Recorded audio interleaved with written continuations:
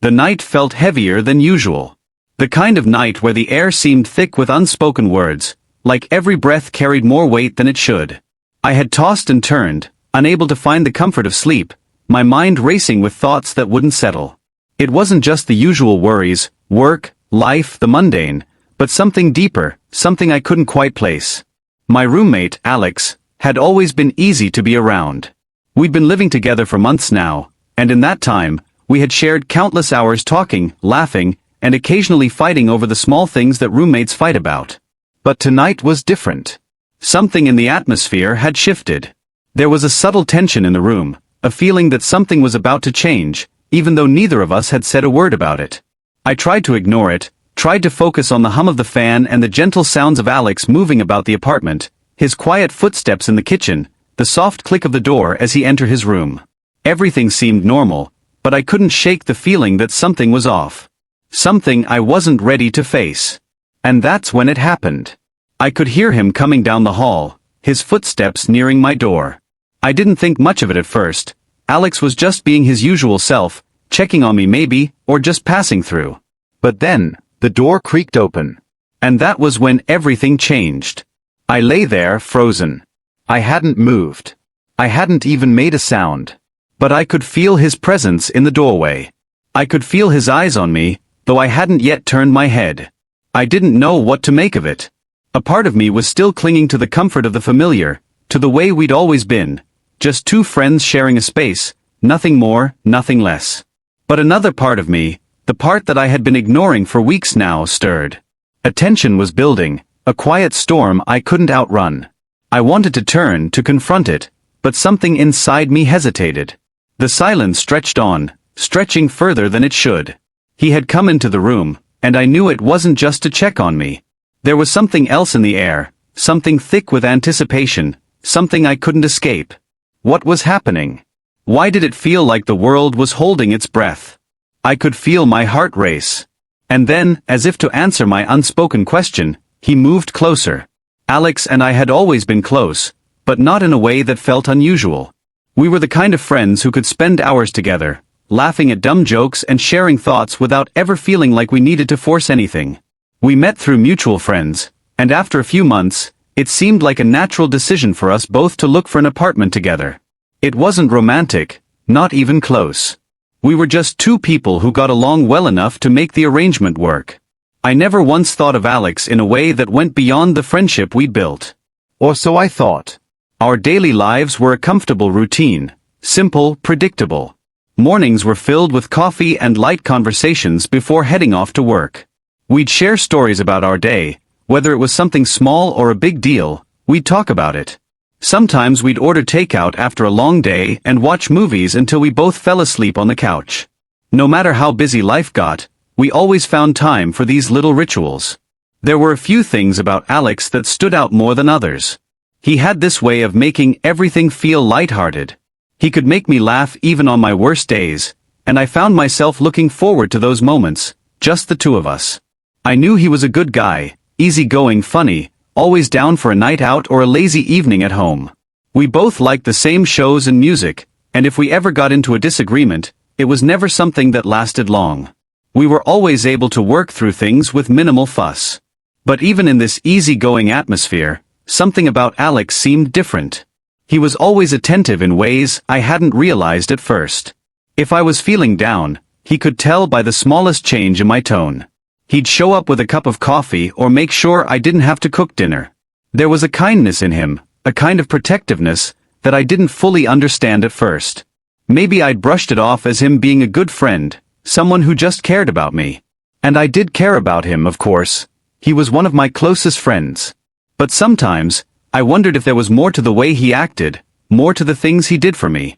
One night, after a long week, we found ourselves sitting on the couch, both tired but unwilling to go to bed just yet. It was a Friday, and I had been looking forward to the weekend since the moment I woke up that morning.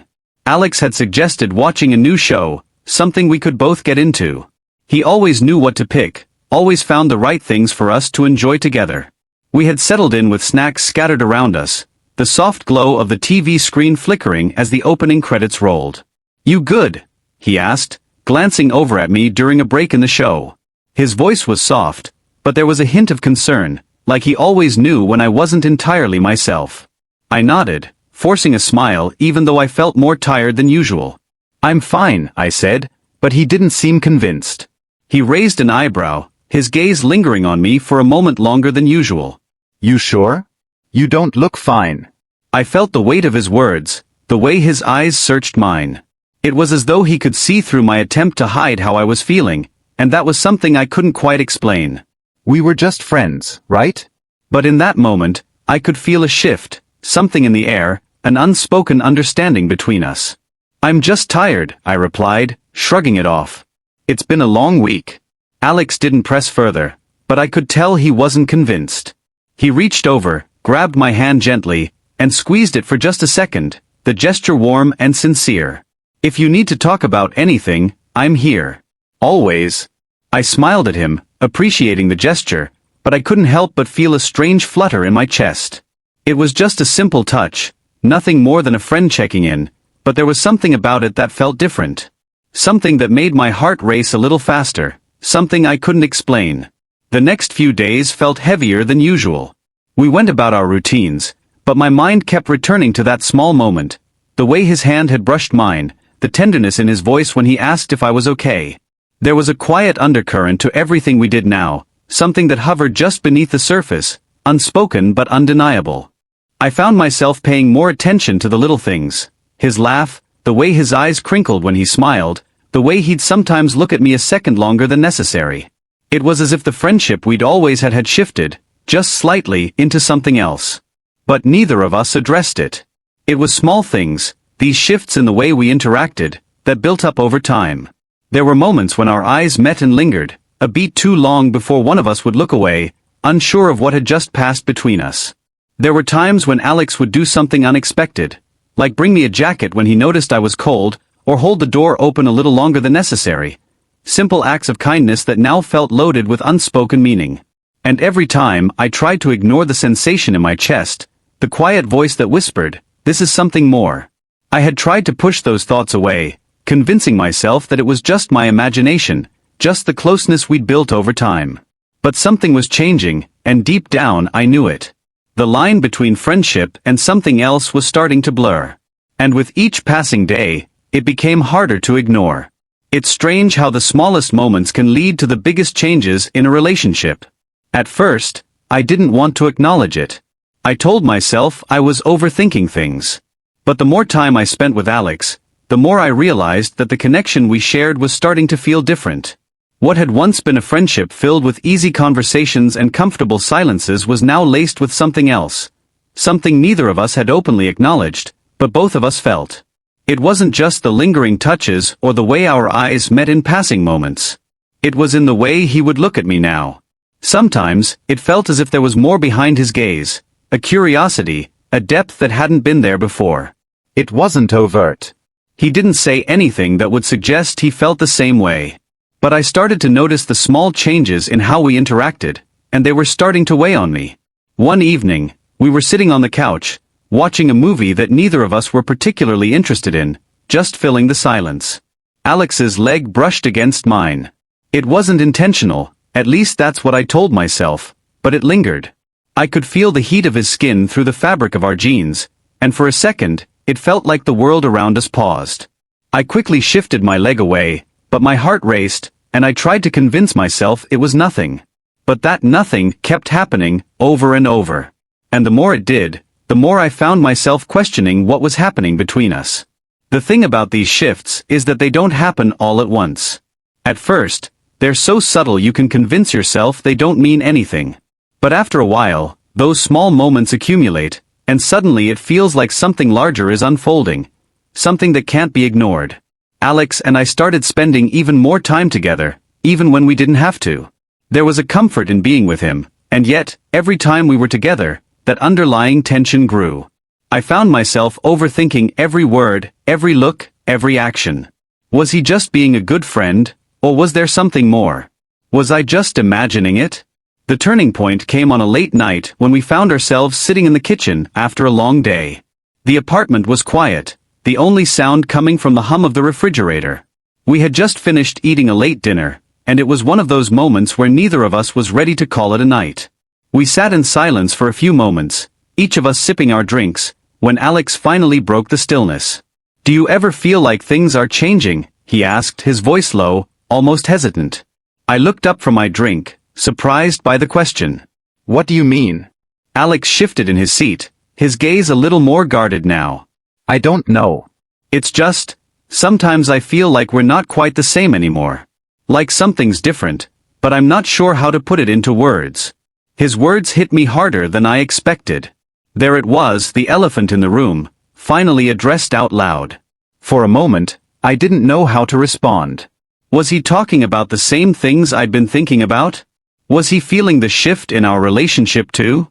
I opened my mouth to say something, but the words didn't come right away. Instead, I just nodded slowly, unsure of how to express what I was feeling. I had been wrestling with my own emotions for so long, trying to sort out whether I was imagining things or if something deeper was happening between us. But hearing him say it out loud made it real, and it felt like the walls I had built around my feelings were starting to crumble. "Yeah," I said finally, my voice a little quieter than usual. "I think things are changing. I'm just not sure what it means, or where it's going." There was a pause, the air thick with unspoken thoughts. For a moment, neither of us moved. The words we hadn't said hung between us, heavier now that they were out in the open. Alex looked at me, his eyes searching mine, as though waiting for some sort of confirmation. "I don't know if this is just me being paranoid," I added, trying to lighten the mood, "but it feels like there's something off. Like we're both walking around with things we're not saying." He exhaled slowly, his shoulders slumping as if the weight of the conversation was starting to settle on him. "Yeah, I feel that too. And it's been bugging me, honestly. I don't know what to do about it." It was the first time we'd openly admitted that something was different between us. The words felt like both a relief and a weight. Part of me was grateful that we were finally acknowledging it, but at the same time, it scared me. What did it mean for us? For our friendship? And more importantly, was this something I was ready to deal with? Was I ready to admit that maybe, just maybe, I had started to feel something more for Alex than I had been willing to admit? I wanted to say something to offer reassurance, but I didn't have the answers. I didn't know where this shift would lead, or if it would lead anywhere at all. But I did know that things had changed, and that change was harder to ignore with every passing day. We sat in silence for a long while after that, each of us lost in our own thoughts. The conversation had opened a door, but neither of us knew how to walk through it just yet. I could feel the weight of the unspoken between us, and I wasn't sure whether it was something we could ever fully understand or if we'd simply have to live with it. But one thing was clear, we could no longer pretend that nothing had changed. Our relationship, whatever it was, had shifted, and now we had to face the reality of it. The tension that had been building for weeks finally reached its breaking point one evening when everything came to a head. It was an ordinary night at first, nothing out of the ordinary, just the kind of quiet, uneventful evening that often marked the days between moments of clarity and moments of confusion. But something was different this time. The air felt thicker, heavier, as if both of us had been holding our breath, waiting for the right moment to exhale. I had been avoiding the conversation for days, distracting myself with anything I could find, work, Netflix, even the mundane rituals of everyday life. But deep down, I knew it was inevitable. We couldn't keep pretending that things hadn't changed. The shift had been too palpable, the quiet moments too charged. It was only a matter of time before one of us would have to say something. That night, we were sitting in the living room, both of us tired after a long week. Alex was scrolling through his phone while I sat across from him, lost in thought. Every few moments, I would catch his gaze, and for a split second, I'd see something in his eyes, something that mirrored the uncertainty and longing I'd been feeling. The distance between us felt so close, yet so far. Every silent moment, every glance, felt like it was drawing us closer to an inevitable confrontation. It started with a simple comment, one that might have seemed insignificant to anyone else, but to me, it felt like the spark that ignited everything. Alex set his phone down on the table and turned toward me, his expression serious. "You know, I've been thinking about what we talked about the other night," he said, his voice soft but firm. "And I can't stop wondering what it all means." I froze, my heart hammering in my chest. It was the moment I had both dreaded and secretly longed for. The moment where we could no longer ignore the elephant in the room. I knew what he meant. I knew exactly what we were about to confront, but I wasn't ready to say it. I wasn't ready to admit it, even to myself. What do you mean? I asked, trying to sound casual, but my voice betrayed me. It wavered, just enough to reveal how much the conversation was affecting me. Alex, however, didn't miss a beat. I mean us. What's happening between us, he said, his eyes searching mine. I don't think we can pretend anymore that everything's the same. I've been feeling it, and I know you have too. It's been hanging between us for a while now. My breath caught in my throat. There it was. The words I had been trying to avoid, the words that I had been afraid to hear him say. What was I supposed to do with them? How was I supposed to respond when I didn't even fully understand what I was feeling? I could feel the heat rising in my chest, the weight of the moment bearing down on me. I don't know what you want me to say, I murmured, my voice barely a whisper. Alex stood up from the couch, pacing slowly, his hands running through his hair in frustration. He was clearly struggling with his emotions, his usual calm demeanor replaced by an edge of vulnerability that I had never seen before. I don't want you to say anything, he replied sharply, stopping in front of me. I just want you to be honest with me. We can't keep pretending that everything is okay. I don't know what this is between us, but I can't keep ignoring it. The silence between us was suffocating. My mind raced, my heart pounding in my chest. I wanted to tell him everything, the truth of what I had been feeling, the way my emotions had shifted, the way he had started to mean more to me than I ever expected. But the words caught in my throat, tangled in fear and uncertainty. I don't know what to say, I repeated, my voice cracking slightly. I don't know if I'm ready to deal with this. I don't even know if you feel the same way. He sighed, sitting down next to me, his face softening. There was a tenderness in his eyes now, a warmth that made the air feel even heavier. He looked at me, his gaze steady, as if waiting for me to find the words I was too afraid to say. I don't know what to feel either, Alex said, his voice softer now, almost vulnerable. But I can't keep pretending that it's just friendship. The way I feel about you, it's different. I don't know what this means, but I can't ignore it anymore. My stomach twisted at his words, a mix of relief and anxiety washing over me. I had been so afraid that I was alone in this, that my feelings were something I would have to carry by myself. But here he was, admitting that he felt the same way, even if he didn't have all the answers. I didn't want to make things weird between us, I confessed, my voice barely above a whisper.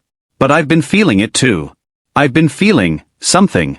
I don't know if it's right, but I can't deny it anymore. The words hung in the air between us, finally out in the open. There was no turning back now.